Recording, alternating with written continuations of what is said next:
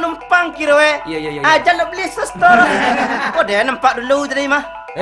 Buya nyik ku yo canguk. Tak kadangnya parinun inyo kayaknya dari tadi ya. Antah. Si Buyuang kok dari tadi lah bawa 2 orangnya sembai-sembai dari tadi apa pamani nanya pakai kok. Daripada kita berebut, siapa yang pertama? Dia yang dulu. Saya dulu tadi mah. Ambil lah. Nek, duduk. Jadi dah. Apa baun kau dah? Baun lauk mah dah. Udah bon Dik, udah bon Dik. Ande, abiar nak jadi dah. Jelas semudah encik lagi kau. Ayo betul nggak dia? Ya dah. Kalau kananya ojek ko, tindak perlu anda rancak roh. Nampan tiang keselamatan awak tak jamin. Kananya lagi Jadi dah. Punya tu dah. Itu bunyi yang kolondanan baru nggak dia? Takkan tui udah. Ande tukang ojek pangan tui mah biar nak jadi dah. Aku udah encik lagi kau.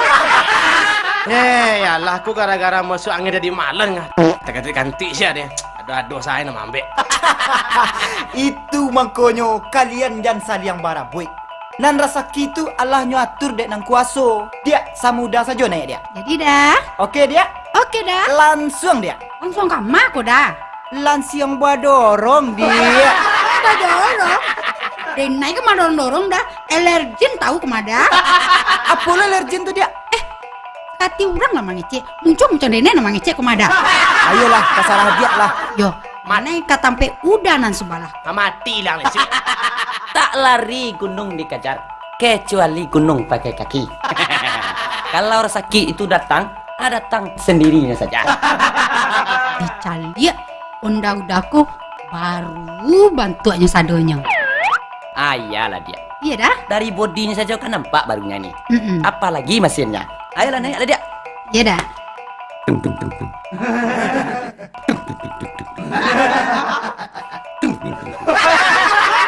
Tak ada.